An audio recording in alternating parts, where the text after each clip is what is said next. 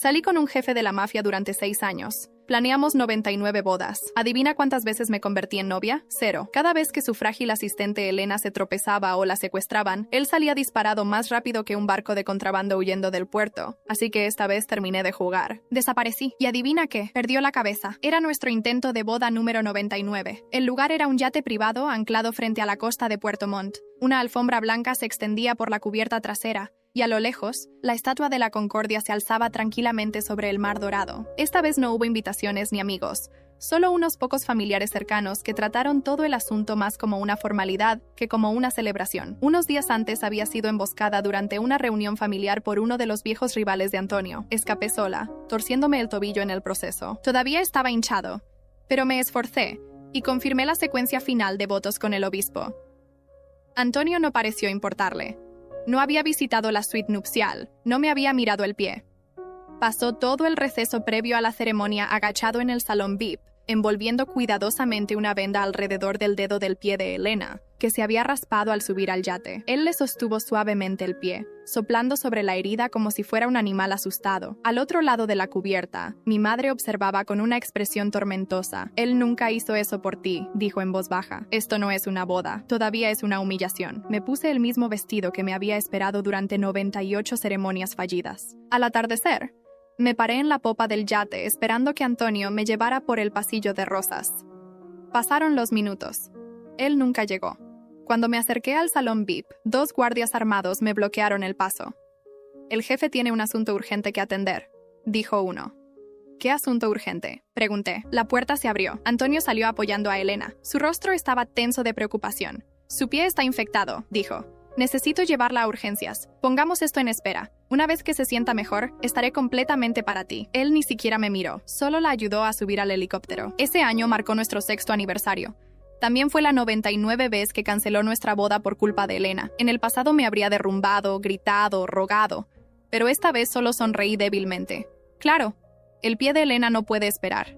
Él se detuvo, sorprendido por mi calma. «Cuando regrese te traeré lirios frescos», dijo. Pero a mí nunca me habían gustado los lirios. Una vez tuve un ataque de asma en un banquete debido al polen de lirio. Él había entrado en pánico, me había llevado al hospital y me había prometido que nunca lo olvidaría. Aparentemente incluso eso no duró 6 años. El helicóptero se elevó hacia el cielo, agitando mi velo y levantando pétalos de rosa de la cubierta.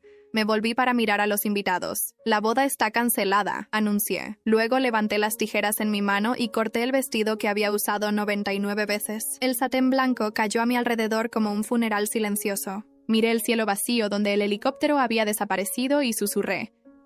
«Antonio, 6 años de espera terminan aquí, igual que este vestido». No fue hasta el final que mi madre finalmente habló. «Cariño, regresa con nosotros a Valparaíso».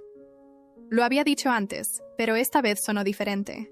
Sentada al borde de la cubierta del yate, levanté la vista y encontré sus ojos esperanzados. La verdad era que mi padre era el capo del sindicato mafioso más grande de Valparaíso. Me habían criado en su círculo íntimo, preparada para heredar el negocio algún día. Pero cuando fui a la universidad, conocí a Antonio. Dejé todo atrás y lo seguí a Montt, una ciudad de codicia y traición. Antonio vino de la nada y odiaba que alguien mencionara su pasado. Nunca le dije la verdad. Para él, yo era solo una chica de un barrio con dificultades. Durante 6 años me abrí camino en un sindicato, desde un simple puesto hasta un asiento en la mesa principal. La gente nos llamaba un dúo letal, implacables en los negocios, imparables en el amor. Una vez pensé que le diría quién era realmente, pero ese momento nunca llegó. Ahora ya no importaba. «Volveré», susurré. Los ojos de mi madre se iluminaron. Ella y mi padre me abrazaron con fuerza. «No te preocupes», dijo ella.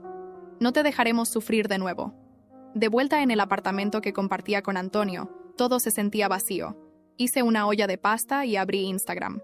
Elena había publicado una foto. Llevaba un vestido ajustado, pegada a Antonio, sonriendo como si el mundo le perteneciera. La leyenda decía: «Engañé al estoico jefe para que jugara al golf. Le prometí costillas de cordero asadas en mi casa y dijo que sí de inmediato. Supe que no volvería a casa. como siempre. Afortunadamente, nunca habíamos tramitado un certificado de matrimonio. A la mañana siguiente empaqué mis cosas y fui al cuartel general. Entregué mi renuncia al capo a cargo. Eres una de las mejores, dijo, con instintos agudos, confiable. No tires esto por la borda. Mientras hablaba, entró Antonio. Tenía chupetones visibles en el cuello. Apestaba a ese mismo perfume dulce. Recordaba cómo solía odiar las marcas. Decía que arruinaban su imagen. Resulta que no odiaba las marcas. Era que yo no las dejaba. El capo se volvió hacia él. Momento perfecto, jefe. Hable con su novia. Está renunciando. Discutieron de nuevo, dije con firmeza. No tiene nada que ver con él. Los ojos de Antonio se fijaron en los míos.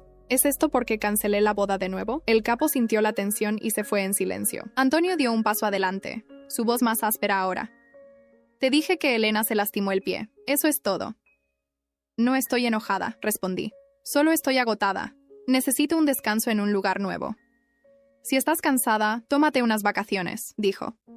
Pero no dejes el sindicato ahora. La gente pensará que Elena lo causó. ¿Cómo se supone que mantendrá su puesto? No le importaba yo, solo la imagen de Elena. No respondí. Volví a mirar el chupetón. Él lo notó y levantó la mano para cubrirlo. Es solo una picadura de mosquito, murmuró. Casi me río. Me rodeó los hombros con un brazo. Ahí vamos. No más drama. Te llevaré a cenar a Perse. Hagamos las paces, ¿de acuerdo? No dije nada. Él confundió mi silencio con un acuerdo, pero yo ya había decidido. No iba a decir adiós. Dejaba Belmont para siempre. Antonio y Elena irrumpieron sin llamar. Uy, se rió. No quise interrumpir. Solo necesito ayuda con este trato. Antonio se volvió inmediatamente hacia ella. Ella se acercó susurrando, entrelazando su brazo con el de él mientras salían, dejando la puerta abierta el tiempo suficiente para que ella me lanzara una sonrisa de suficiencia. La habitación quedó en silencio. La pulsera de mi muñeca se resbaló, la que Antonio me dio en nuestro primer aniversario. Fuerte como los diamantes, había dicho él. La miré fijamente durante mucho tiempo. Luego la tiré a la basura junto con todo lo que todavía sentía por él. Salí de la ciudad antes del amanecer, sin nota, sin mensaje, sin despedida dramática. Solo silencio. Lo último que hice fue retirar los fondos de la caja fuerte detrás de la estantería, no el dinero de Antonio, el mío. Cada centavo que había ganado en los últimos 6 años lo había mantenido separado por una razón que no había entendido hasta ahora. Quizás siempre había sabido que necesitaría un escape. A las 8 de la mañana ya me había ido. Nadie me vio irme. Ningún guardia me cuestionó. ¿En Mont? Todos asumen que si caminas como si pertenecieras, lo haces. Me deslicé en un coche discreto con ventanas polarizadas y un maletero lleno de recuerdos que nunca quise desempacar de nuevo. El viaje a Valparaíso duró 5 horas. No encendí la radio. El silencio era suficiente. A lo largo de la carretera, verdes colinas pasaban como olas, y con cada milla entre Antonio y yo, sentí que mis pulmones se expandían. Por primera vez en años, podía respirar. Cuando llegué al complejo, 2 guardias vestidos de negro me saludaron en la puerta. Bienvenida a casa, señorita Isabela. Hacía años que nadie me llamaba así. Dentro, la mansión era tal como la recordaba. Columnas altas, ventanas de caoba oscura que reflejaban tanto la luz del sol como los secretos. Mi padre estaba en la parte superior de las escaleras, flanqueado por asesores y tenientes. Su rostro permanecía indescifrable, pero sus ojos se suavizaron en el momento en que me vio. Ya era hora, dijo simplemente. Subí las escaleras, un paso lento a la vez. En la cima, me tendió la mano, la tomé, y con eso, volví al mundo que había abandonado. Tu habitación se ha mantenido como estaba, dijo.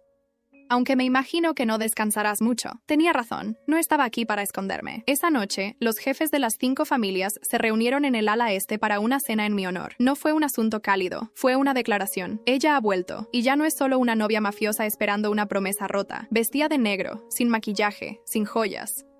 Solo el más tenue rastro de las cicatrices que 6 años habían dejado atrás. No hicieron preguntas, no necesitaban hacerlo. En este mundo, el silencio es más ruidoso que la traición. ¿Estás lista para recuperar tu asiento?, preguntó Don Vito, bebiendo de una copa de cristal. Asentí. Sí, pero no solo mi asiento. Quiero el control de los muelles oeste, y quiero una supervisión total del circuito oriental. Hubo una pausa. Ojos agudos se volvieron hacia mi padre. Él asintió con un solo movimiento. Concedido. No más sombras, no más laterales. Había terminado de ser secundaria de un hombre que nunca me vio. Por la mañana ya estaba en el campo. Botas embarradas, manos firmando contratos, voz que inspiraba respeto. Los documentos se inclinaron ante mí una vez más, y los susurros comenzaron. La princesa de la mafia ha vuelto, y esta vez no está sonriendo. De vuelta en Mont, Antonio lo notó. Comenzó con llamadas perdidas, luego mensajes de texto. ¿Estás a salvo? ¿Por qué no me dijiste que te ibas? Isabela, esto no es propio de ti. Al tercer día, envió a alguien a revisar mi apartamento. Por supuesto, yo ya no estaba.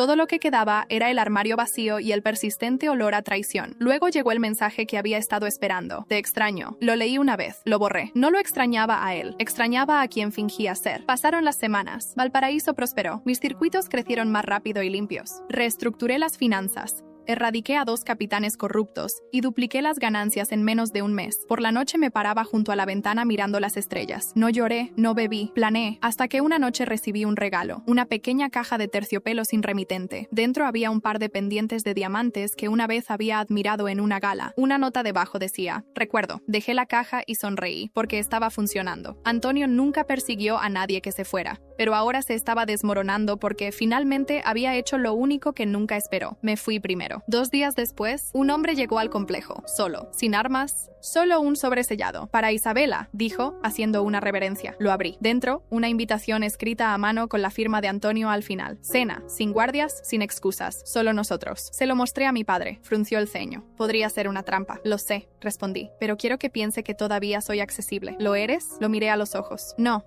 Aún así, acepté. Llegué al restaurante 10 minutos tarde. Antonio ya estaba allí, solo, fiel a su palabra. Se levantó al verme, sus ojos escudriñando mi rostro como si buscara un detalle familiar que ya no existía. «Te cortaste el pelo», dijo. «Sí, te queda bien». No respondí. Nos sentamos. La mesa estaba puesta para 2. Las velas parpadeaban entre nosotros. Un cuarteto de cuerda tocaba de fondo. Había reservado todo el lugar. «Desapareciste. Me dejaste», suspiró. No sabía que había llegado tan lejos. No fue solo Elena. Lo sé. Se inclinó hacia adelante. 6 años, Isabela. Construimos todo juntos. No puedes simplemente irte así. No me fui. Huí. Y por una buena razón. Cometí errores. Tomaste decisiones. Una y otra vez. Bajó la mirada. Por primera vez, no tenía palabras. Di un sorbo de agua. ¿Por qué me llamaste aquí? Dudó. Porque todavía te amo. Dejé que eso calara. Luego me puse de pie. Te encanta tener a alguien que nunca dice que no, que espera, que se sacrifica. Pero esa mujer se ha ido. Y en su lugar está alguien que finalmente entiende su valor. Coloqué una pequeña moneda de plata sobre la mesa. El escudo del sindicato de Valparaíso. No voy a volver contigo. Antonio, voy a recuperar todo lo que pensaste que renuncié. Y voy a empezar por los puertos del este. Sus ojos se abrieron. Esos son míos. Ya no. Él también se levantó. Su voz bajó. Esto es guerra. Sonreí con frialdad. No, Antonio. Esto es cierre. Y me marché. Al salir del restaurante, el aire de la noche me envolvió como una armadura. A lo lejos podía oír el tenue sonido de las olas rompiendo. Belmont acababa de perder a su reina y Valparaíso había recuperado a su heredera. Nunca miré hacia atrás, ni siquiera cuando lo oí pronunciar mi nombre, porque esta vez no estaba esperando. Estaba construyendo un imperio sin él. 2 semanas después de nuestra confrontación final en Belmont, llegó el primer golpe. Un envío de productos farmacéuticos con destino a los puertos orientales desapareció a mitad de camino, sin disparos, sin rastro, solo silencio. Era demasiado limpio para ser un robo al azar. Era un mensaje. Antonio había decidido luchar. Bien, porque yo había terminado de encogerme. Esa mañana convoqué una reunión de emergencia en el complejo de Valparaíso. La sala se llenó rápidamente. Capitanes, ejecutores, asesores, viejos aliados, nuevas caras. Me paré a la cabecera de la mesa, tranquila, controlada, letal. Perdimos un cargamento anoche, dije. Fue desviado por alguien con acceso de alto nivel. Belmont, murmuró alguien. Asentí. Esto no es un juego de adivinanzas. Fue Antonio. ¿Quiere probar nuestra respuesta? La sala se tensó. Algunos parecían inquietos. Antonio todavía tenía influencia, todavía inspiraba miedo. «Él te entrenó», dijo Arturo, un viejo lealista. «Él conoce tus movimientos». «Entrenó una versión de mí que ya no existe», respondí, y me creyeron porque había cambiado. Después de la reunión, fui a la sala de la bóveda y abrí un cajón marcado con un solo nombre, Proyecto Knox. Dentro había documentos, planos, registros de vigilancia, planes. Los había empezado hace mucho tiempo cuando noté por primera vez la lealtad dividida de Antonio. Nunca los había usado hasta ahora. Extendí los archivos sobre la mesa de mármol y comencé a mover las piezas. Antonio pensó que estaba enfrentando a la mujer que una vez lo esperó en los muelles y en las suites de Belmont. Pero estaba equivocado. Estaba enfrentando a la hija de un capo que le había enseñado a dirigir ejércitos sin levantar una sola arma. Durante los siguientes 5 días, aseguré el circuito oriental. Reemplacé el sistema de seguridad en todos los puertos principales. Reasigné personal. Cada guardia que había aceptado un soborno fue despedido. Cada ruta fue aleatorizada. Luego hice mi movimiento. Una entrega rutinaria a Puerto Montt fue alterada. 2 horas tarde, diferentes números de contenedor. Personal desviado. Sabía que Antonio se daría cuenta. Y lo hizo. Cuando llegó el envío señuelo, sus hombres lo secuestraron como se esperaba, pero en lugar de productos farmacéuticos, las cajas contenían bloques de hormigón y rastreadores GPS. En el momento en que el envío cruzó la línea de la ciudad de Mont, presioné un botón en mi teléfono. Se activaron docenas de mensajes de texto a contactos de la policía, periodistas, bandas rivales. Los firmé de forma anónima, por supuesto, pero la caída fue como un trueno. Se corrió la voz de que la banda de Antonio había sido atrapada robando cargas sin valor.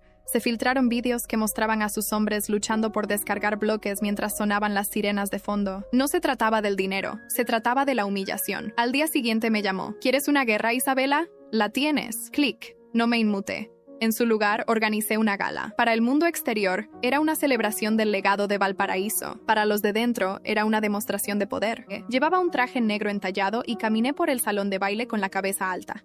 La gente me miraba con asombro. La chica que una vez estuvo a la sombra de un hombre era ahora la tormenta. Él no pudo contenerla. Un hombre se acercó con una copa de vino. Señorita Isabela, felicidades. Los muelles nunca han funcionado tan bien. Gracias. Sonrió. Algunos dicen que estás provocando demasiado a Antonio, que deberías haberte ido en silencio. Di un sorbo al vino y respondí. Si me hubiera ido en silencio, no estaría aquí para brindar por mi victoria. Esa noche, bajo las arañas de cristal, no sentí remordimiento, porque le había dado todo a Antonio. Y él me había convertido en esto. Una semana después, recibí otra sorpresa. Llegó un paquete sin dirección de remitente. Dentro había una caja de terciopelo rojo. La abrí con cautela. Dentro había una bala grabada con la palabra lealtad. No había nota. No la necesitaba. Era su forma de decir que había roto algo sagrado. No lo negué, porque la lealtad dada a ciegas no es lealtad, es esclavitud. Y me había liberado, pero sabía lo que venía después. No solo atacaría mi negocio, iría tras la gente. Y tenía que estar lista. Así que visité a la mujer que una vez ignoré durante años. Andrea, mi prima. Habíamos crecido juntas, entrenado juntas, pero ella siempre había sido secundaria para mí, eclipsada. La había dejado atrás cuando seguía a Antonio a Mont, pero ahora la necesitaba. Abrió la puerta con una blusa sencilla, sosteniendo una llave inglesa. Isabela, vine a disculparme. Ella parpadeó. ¿Por qué parte? ¿Los años de silencio o el hecho de que solo apareces cuando necesitas algo? Ambas. Ella se apoyó en el marco de la puerta, luego se hizo a un lado. Entra. Nos sentamos en la mesa de su cocina, rodeadas de planos y herramientas dispersas. Necesito a alguien en quien confíe, dije. Alguien que recuerde quién era yo antes de todo esto. Y ahora que has quemado Belmont hasta los cimientos, ¿quieres que esté a tu lado? Quiero que estés conmigo antes de que el fuego se propague aquí. Ella estudió mi rostro por un largo momento. Luego asintió. Estoy dentro. Pasamos las siguientes 3 noches reuniendo un equipo. Todas mujeres, todas ignoradas por la vieja guardia. Astutas, silenciosas, letales. Las llamamos las botadas. Cada una tenía una historia, una traición, una cicatriz, y cada una había jurado no volver a ser subestimada. Con ellas, recuperé 3 almacenes que los hombres de Antonio habían controlado en secreto. Corté sus sistemas de vigilancia, expuse a su contador por blanquear fondos a través de organizaciones benéficas fantasma, y cada vez que hacía un movimiento, dejaba una única tarjeta de presentación. 6 años, 99 bodas, ninguna novia. Él entendió lo que significaba. Era personal. Una noche recibí otra llamada. Esta vez era de mi madre. Tu padre quiere hablar contigo. Entré a su estudio 1 hora después. Él estaba junto a la chimenea, sus manos entrelazadas a la espalda. Te estás convirtiendo en una fuerza, dijo, pero también te estás convirtiendo en un objetivo. Lo sé. Deberías terminar esto antes de que se convierta en algo de lo que no puedas escapar. No pienso escapar. Él se volvió. ¿Lo amas? Amé a quien fingía ser. ¿Y si todavía hay una parte de él que es real? Entonces debió haberla mostrado antes de que yo me convirtiera en un arma. Hubo un largo silencio. Luego dijo en voz baja, termínalo limpiamente, Isabela. No te conviertas en lo que intentabas destruir. No respondí, porque una parte de mí ya sabía que era demasiado tarde. Antonio había cruzado líneas que no podían deshacerse, y yo había construido una máquina que no se detendría hasta que se quedara sin combustible o sin enemigos. 3 días después me llegó la noticia de que Elena Jiménez había abandonado el país. ¿Por qué? Pregunté. El informante se encogió de hombros. Nadie sabe. Algunos dicen que se quebró bajo presión. Otros dicen que Antonio la envió por su seguridad. No creí ninguna de las dos. Elena siempre había sido una estratega. Si se fue, fue porque vio lo que se avecinaba. Y lo que se avecinaba era algo que ni ella ni Antonio podían detener. Porque yo ya había escrito el capítulo final, y en él no necesitaba convertirme en novia, necesitaba convertirme en una leyenda. Recibí la foto a las 3 de la mañana, sin texto, sin pie de foto, solo la imagen. Antonio de pie frente al Palacio de Justicia de Valparaíso a plena luz del día, las manos en los bolsillos, sin inmutarse, confiado, con una media sonrisa en el rostro como si fuera dueño del mundo. Debajo de la foto, garabateado con tinta, vuelve a casa, éramos mejores juntos. La miré fijamente durante mucho tiempo. Luego Luego apagué mi teléfono, pero al día siguiente hizo su mensaje más ruidoso. 3 de mis lugartenientes fueron arrestados durante una inspección rutinaria en los muelles orientales. La policía encontró pruebas plantadas, suficientes para mantenerlos encerrados durante meses. Ya había visto ese truco antes. Antonio me lo había enseñado. Se estaba volviendo audaz, lo que significaba que se estaba desesperando. Más tarde esa tarde, Andrea irrumpió en mi oficina. Tenía una tableta en la mano. Hizo una declaración pública. Dijo, mira esto. Reprodujo el vídeo. Antonio estaba detrás de un podio, rodeado de falsos estandartes de caridad y cámaras con flash. Su voz era tranquila, ensayada. Siempre he creído en las segundas oportunidades, en el perdón. Algunas personas construyen muros, otras construyen puentes. Yo elijo construir. Miró directamente a la cámara. Y a la única persona que me enseñó lo que significaba la lealtad, espero que vuelvas. Todavía hay tiempo para detener esta guerra antes de que queme todo lo que construimos. Había pulido la historia. Se hizo ver noble, arrepentido, como si yo fuera la que estuviera destruyendo la paz, como si yo hubiera empezado esto. Casi admiré la actuación. Casi. Elena entrecerró los ojos. Él está dándole la vuelta, haciéndote la villana. Que lo haga, dije. Los movimientos reales ya están en marcha. Esa noche me reuní con el equipo de logística. Rastreamos todos los envíos de Antonio a través de la ruta subterránea de Belmont. Durante años había contrabandeado armas a través de un negocio de importación de flores. Fue brillante. Hasta ahora, interceptamos un camión, luego otro. Los desviamos, tomamos la carga, enviamos a los conductores de vuelta, ilesos pero conmocionados. Quería que Antonio supiera que podría haberlos terminado, pero elegí no hacerlo. Necesitaba entender que la misericordia no es lo mismo que la debilidad. 3 días después, él respondió. Llegué a casa y encontré mi apartamento saqueado. No la mansión de Valparaíso, la mía vieja en Belmont, a la que no había regresado en semanas. Había dejado una sola cosa atrás, un pequeño cuaderno lleno de poemas que había escrito cuando me enamoré de él por primera vez. Lo quemó. Las cenizas estaban esparcidas en mi cama. En la pared, escrito con spray, estaban las palabras «Reina de la nada». No lloré, ni siquiera me inmuté. En cambio, me senté entre las ruinas y escribí mi último movimiento. Convoqué una reunión de todos los jefes de los sindicatos orientales. Llegaron esa noche, cada uno con sus propios guardias, cada uno curioso y cauteloso. Nos reunimos en el gran salón, antes utilizado para cenas de coronación. Esta vez era la guerra. Propongo una fusión, anuncié. Una nueva alianza, sin más títulos, sin más tronos. Un solo sindicato construido por todos nosotros, liderado por voto, no por sangre. Hubo un largo silencio. Luego una voz áspera desde el fondo habló. ¿Y quién propone esto? ¿Tú? Asentí. Sí. ¿Por qué? ¿Quieres que Antonio se vaya? No, dije con calma. Quiero que el juego cambie. Escucharon porque también estaban cansados. Cansados de la codicia de Antonio, de la era de mi padre, de ser peones en una guerra construida sobre la emoción. Al final de la reunión, 12 sindicatos habían firmado. La costa oriental ahora respondía a un consejo. No a Antonio, no a mí.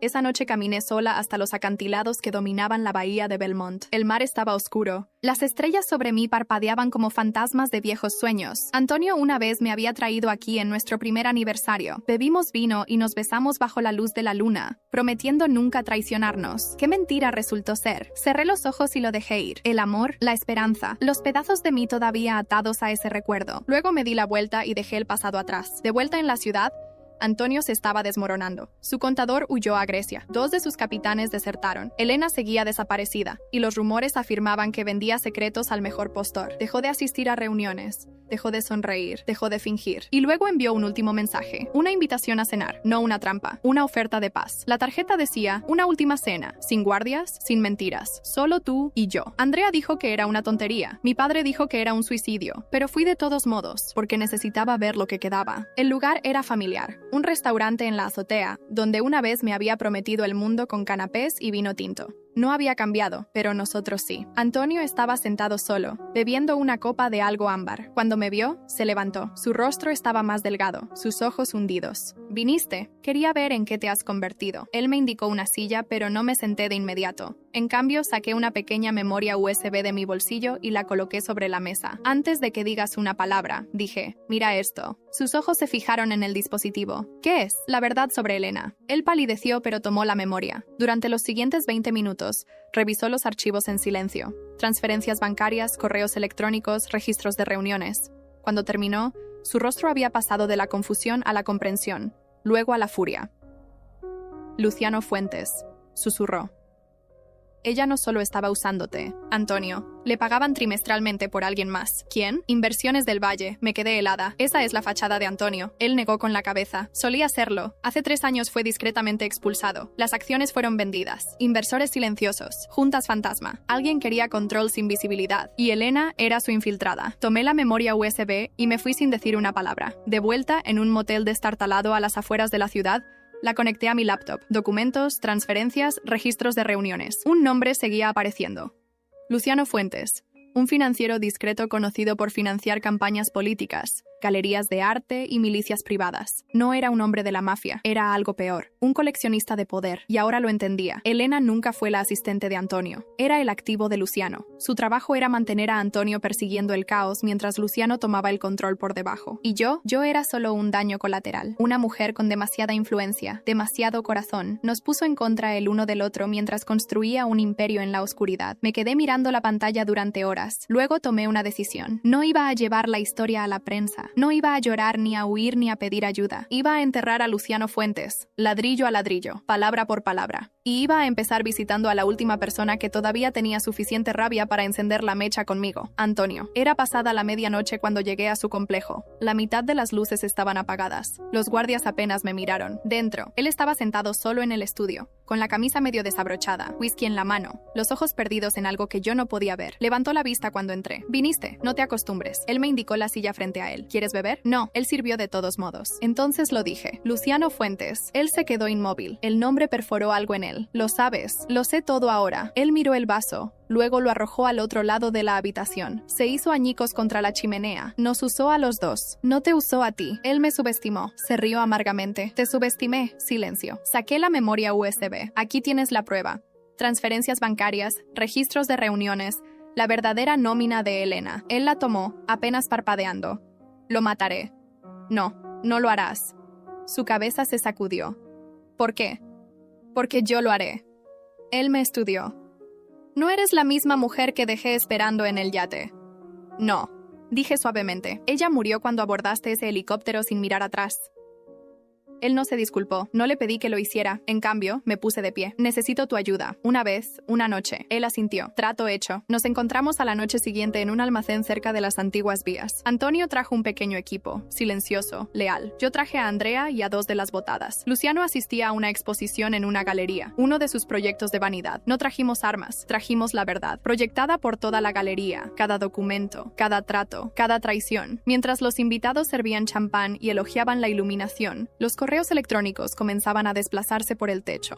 Luciano palideció. La seguridad lo rodeó, pero ya era demasiado tarde. La junta directiva había visto suficiente. Sus inversores también. A medianoche, Luciano Fuentes lo había perdido todo.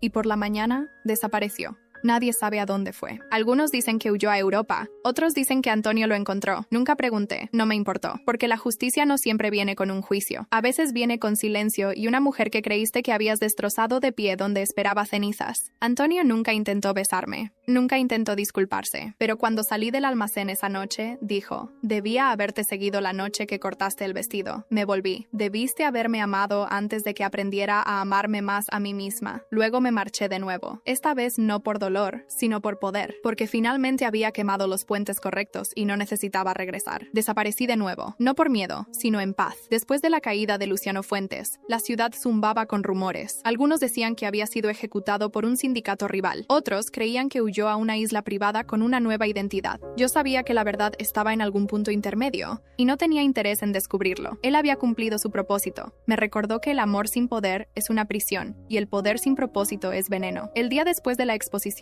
regresé al norte, a la casa junto al acantilado, al silencio que me había ganado. Borré todos los archivos antiguos, cada imagen de Antonio, cada nota de voz que había guardado durante nuestros 6 años juntos. Y cuando terminé, encendí un pequeño fuego en la chimenea y vi cómo los fantasmas digitales se convertían en cenizas en la pantalla.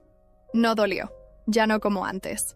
Andrea me visitó una semana después. Trajo vino, pan fresco y noticias. El sindicato oriental está prosperando sin poder centralizado, dijo, quitándose las botas. Tu idea del consejo funcionó. No se derramó sangre en 35 días. Eso es un récord. Asentí. Bien, ¿podrías volver? No quiero volver. Ella me estudió en silencio. ¿Dices eso como si lo dijeras en serio ahora? Sí. ¿Por Antonio? No. Por mí. Ella no insistió. En cambio, nos sentamos en el porche y vimos el mar chocar contra las rocas. En algún momento entre la segunda copa y la hora tranquila antes del amanecer, hizo la pregunta que había enterrado profundamente. ¿Alguna vez lo amaste de verdad? Pensé por un largo momento. Luego respondí sinceramente. Amé a quien creía que era. Amé la idea de que alguien pudiera verme por completo y aún así elegir quedarse. Amé el cuento de hadas que construí en mi cabeza más que al hombre que tenía delante. Andrea se echó hacia atrás. Todos hacemos eso al menos una vez. ¿Y tú? Amé a alguien una vez. Él eligió a otra persona. Sin embargo, no incendié ciudades por él. Sonreí débilmente. Tu autocontrol es impresionante. No volvimos a hablar de eso. A la mañana siguiente se fue, y yo volví a mi tranquila rutina. Pasó casi un mes hasta que lo vi de nuevo. Antonio, de pie al borde del acantilado detrás de mi casa, como un fantasma, vestía de negro, sin guardias, sin arrogancia, solo agotamiento y algo parecido a la sinceridad. No lo llamé, lo dejé allí. Después de un rato, se giró y me vio apoyada en el marco de la puerta. ¿Me encontraste? Él asintió. Oí que estabas aquí. Tardé un poco en creerlo. No me estoy escondiendo. Lo sé. Nos miramos a través de la distancia. Luego preguntó, ¿quieres que me vaya? No respondí de inmediato. Luego dije, eso depende de por qué viniste. Caminó lentamente hacia mí, deteniéndose en los escalones del porche. Quería ver en qué te convertiste. Podrías haber visto las noticias. Necesitaba verlo por mí mismo. Nos quedamos en silencio de nuevo. El tipo de silencio que solía sentirse pesado entre nosotros. Ahora simplemente era. Él se sentó en los escalones. Yo no lo invité a entrar. Él no preguntó. Todo ha cambiado, dijo en voz baja. Lo sé. Ya no dirijo los puertos. Ya no dirijo nada. ¿Fue tu elección? No. Pero quizás debió haberlo sido. Me miró. ¿Ya no estás enojada? No, ni un poco. Creo que agoté todo tipo de enojo que una persona puede llevar. Todo lo que me queda es claridad. Él asintió. Te convertiste en lo que solíamos fingir que ya eras. Dejé de fingir. Volvimos a guardar silencio. Luego preguntó, ¿todavía me amas? Esa pregunta debería haberme dolido. No lo hizo. Me senté frente a él. No, dije honestamente. Amaba la idea de ser elegida. Me hiciste creer que el amor requería sacrificio, que esperar me hacía fuerte. Pero no me hizo fuerte. Me hizo pequeña. Nunca quise lastimarte. Pero lo hiciste. Lo sé. Él se pasó una mano por el pelo, ojos cansados. Intenté reemplazarte con Elena. Pensé que si podía proteger a alguien más, quizás yo valdría algo. ¿Y ahora? Ahora sé que nunca protegí a nadie. Me estaba escondiendo. Nos sentamos en silencio durante varios minutos, las olas rompiendo detrás de nosotros como música de fondo para una escena que ninguno de los dos sabía cómo terminar. Finalmente me puse de pie. Ya no eres el villano de mi historia, Antonio. Él levantó la vista. Pero tampoco eres el final. Él no discutió. En cambio, sonrió débilmente. Una sonrisa triste y agradecida. ¿Puedo preguntar una cosa más? Sí. ¿Alguna vez imaginaste un futuro conmigo que terminara de manera diferente? Asentí. Sí. Solía soñar con despertar a tu lado, café en la mesita de noche, anillo de bodas en mi mano y paz en mi corazón. ¿Y ahora? Ahora me despierto sola y sigo teniendo paz. Se levantó. No volveré a venir. No tienes que hacerlo. Caminó hacia su coche. Se detuvo a mitad de camino. Luego se giró y dijo, siempre fuiste más fuerte de lo que merecía. Y luego se fue, sin gestos dramáticos, sin promesas. Solo un hombre que finalmente había dejado de fingir. Esa noche me paré en el acantilado y dejé que el viento me azotara el cabello. No hubo lágrimas ni arrepentimientos. Solo una verdad que perduró en el aire del mar. El cierre no siempre es ruidoso. A veces llega en una conversación tranquila sobre escalones de madera bajo un cielo gris, sin audiencia ni testigos, y a veces eso es suficiente. En los días siguientes volví a escribir. Y no poesía, no cartas de amor, historias de mujeres que se marcharon, de mujeres que quemaron puentes y construyeron imperios a partir de las cenizas de la lealtad recuperada, del silencio roto. Cada mañana escribía con una claridad que no había sentido en años, y poco a poco la gente empezó a encontrarme. Un vecino que traía tomates frescos a cambio de conversación, una adolescente que quería ayuda con un ensayo sobre poder y género, un pescador jubilado que me preguntó si le ayudaría a gestionar sus cuentas. No sabían quién era yo antes, solo veían quién era ahora, y eso, por fin, era suficiente. Una tarde, mientras el cielo ardía en naranja sobre el agua, Andrea llamó. ¿Sabes? El consejo dejó tu silla abierta. No la quiero. Te la ganaste. Me gané el derecho a elegir. Ella se rió. Justo. ¿Quieres venir a visitarme el próximo mes? Quizás. Antonio se ha ido. Se mudó a las montañas. Nadie lo ha visto desde entonces. Bien. ¿Estás bien, Isabela? Miré el mar. Mejor que bien. Entonces te dejo. Clic. Me recosté. La brisa rozando mi piel. Esto no era un cuento de hadas. Esto no era una historia de venganza. Esto era un renacimiento. Y por primera vez en 6 años no quería nada del pasado. Ni disculpas, ni justicia, ni siquiera reconocimiento. Solo quería el mañana. Y finalmente era mío. La primavera llegó en silencio. Las olas se suavizaron. Los cielos se tiñeron de azul pálido.